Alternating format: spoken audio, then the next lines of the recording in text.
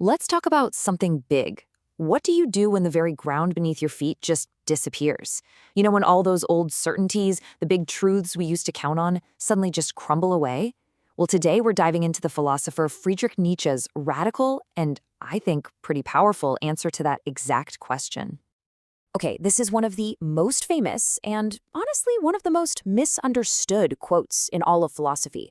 Nietzsche wasn't just making some simple statement about religion. No. He was announcing a deep, profound crisis of meaning for the whole Western world. This is our starting point, the moment humanity, as he saw it, severed its ties with the absolute. So here's our game plan. First, we're going to diagnose this crisis of truth that Nietzsche was so concerned about. Then we'll get into his surprising solution, art. From there, we'll look at a really crucial warning about the dangers of this new freedom. And finally, we'll bring it all home, figuring out how we can become the poets of our own lives. All right, let's get right to the heart of the problem. What did Nietzsche actually mean by this crisis of truth? You see, for Nietzsche, the death of God was really a kind of shorthand for the collapse of any single overarching truth. This wasn't just about religion. It applied just as much to science or philosophy or any political ideology that comes along and says, hey, we've got the one final answer for how the world works and how you should live. This chart right here really gets to the core of it. On one side, you've got the old systems, these fixed truths that claim to be objective, but as Nietzsche saw it, could become really rigid and oppressive. And on the other side, you have his vision of reality, a constant, chaotic flow of different perspectives and interpretations. It's messy, for sure, but for Nietzsche, that chaos, that's the source of real personal freedom. But, and this is a huge but, this newfound freedom comes with a terrifying risk: nihilism. If there's no ultimate truth, no pre-written purpose to life, it is so easy to fall into the belief that, well, nothing matters at all. This is the abyss, the giant void that Nietzsche saw opening up right in front of us. Man, this quote just perfectly captures the terror of that crisis.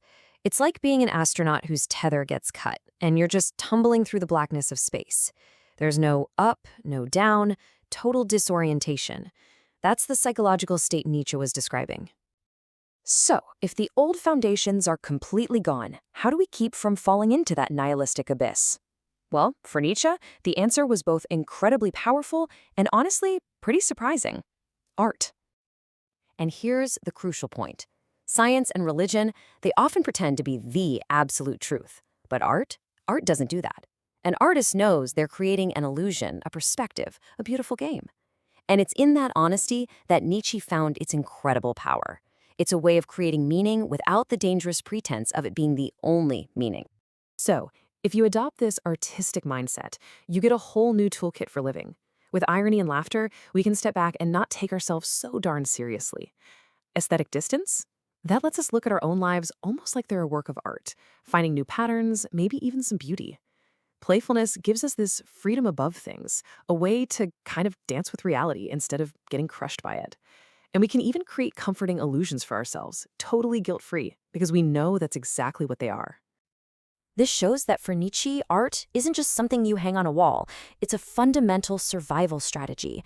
It's the tool that makes our existence bearable and gives us permission, a clear conscience, to actively shape ourselves into our own unique work of art. Okay, but there's a dark side to all of this. What happens when people forget that their truths are just beautiful illusions and they start believing their absolute reality? This leads us to a really crucial warning.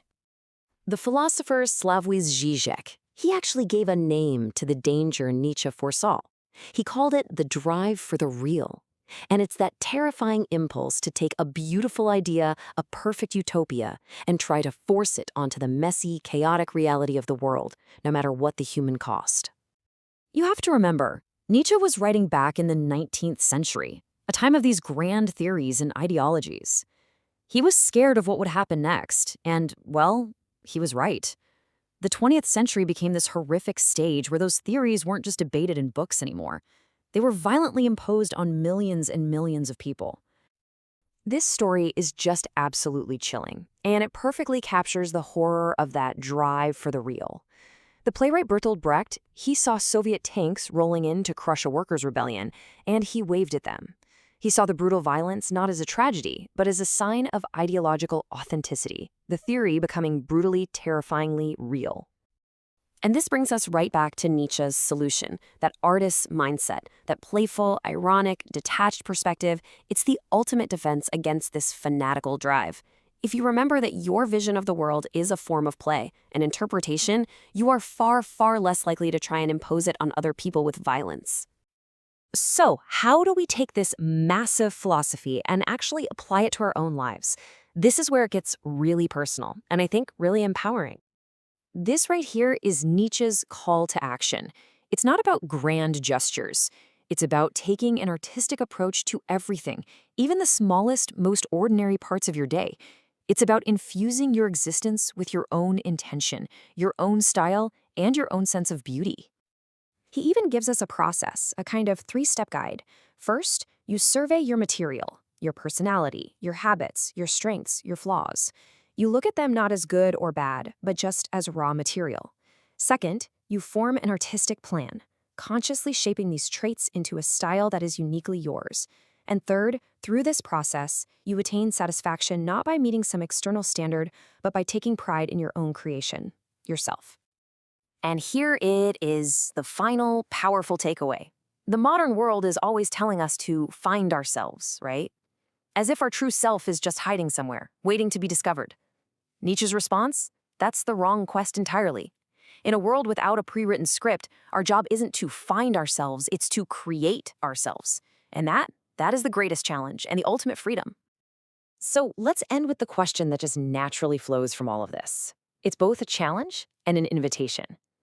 If your life is your one great, unrepeatable masterpiece, what are you going to create?